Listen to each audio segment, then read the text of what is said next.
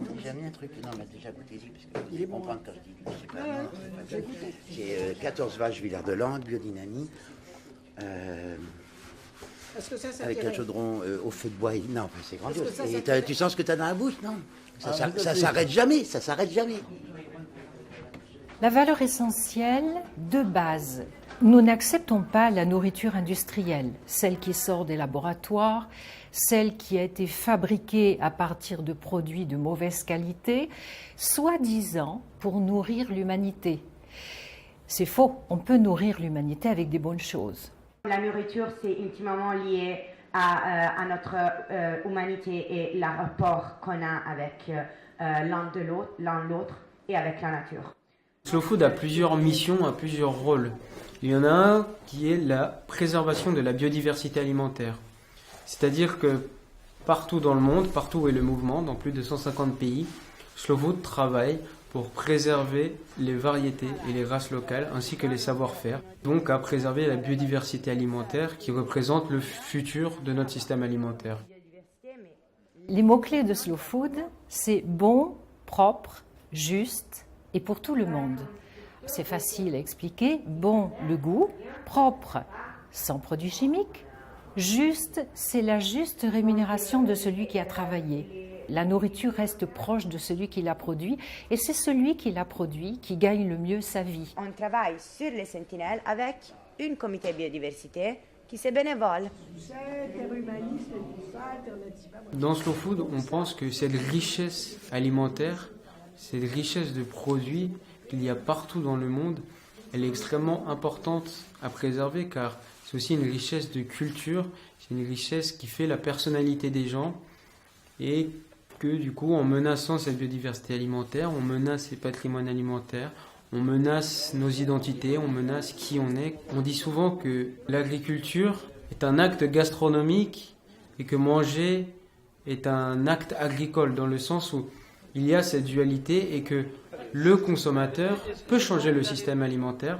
On a l'habitude de dire qu'on peut voter avec notre fourchette. En 1996, Slow Food décide qu'on ne peut pas juste se contenter de promouvoir une bonne alimentation, mais qu'il faut aussi chercher à la préserver sur le terrain. Et donc est créé ce qu'on appelle l'Arche du goût. Et en fait, l'Arche du goût est un catalogue qu'on peut retrouver en ligne qui recense tous les produits de la biodiversité alimentaire dans le monde en voie d'extinction. Alors à partir de l'Arche du goût, il y a un autre projet en découle qui s'appelle les Sentinelles. À un moment donné, il y a de l'humain qui se passe. Alors c'est parfois indéfinissable, ça ne se décide pas. Et les gens ont envie d'être ensemble parce qu'on s'apporte mutuellement.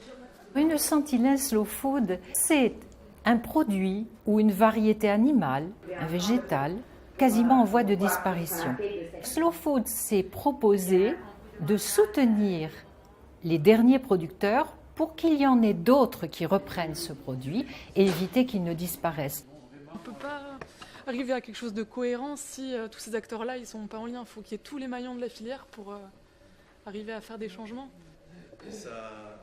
Je suis Marie, l'animatrice d'une association d'éleveurs de brebis manège tête noire au Pays Basque.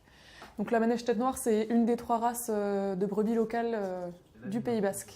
Les éleveurs de l'association ont fait la démarche de reconnaître 2 produits qui commercialisent comme Sentinelle Slow Food. L'enjeu de l'association, c'est de sauvegarder la race. Actuellement, on a 75 000 têtes de brebis sur le territoire. Mais il faut savoir que dans les années 80, il y avait 200 000 têtes. Donc c'est une race qui voit ses effectifs vraiment diminuer drastiquement.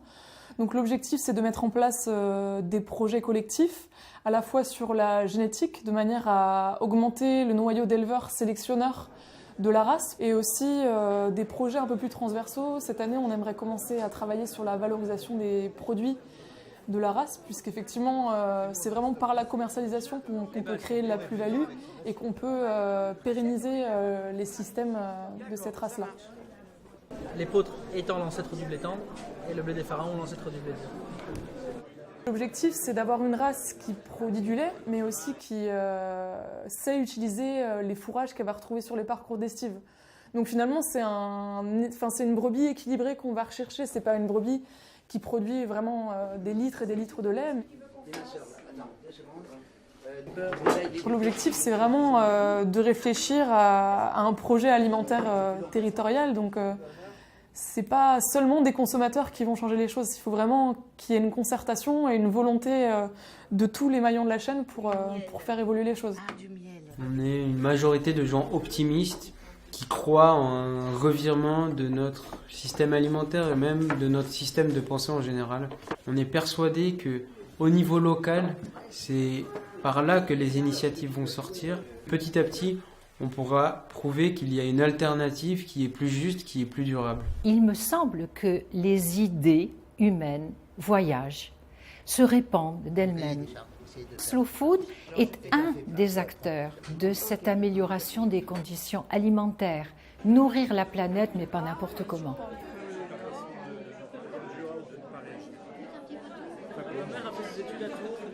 Et après, j'ai parlé avec une fille, une dame de cet âge-là, je l'ai vue, mais je me parle avec elle pas mal.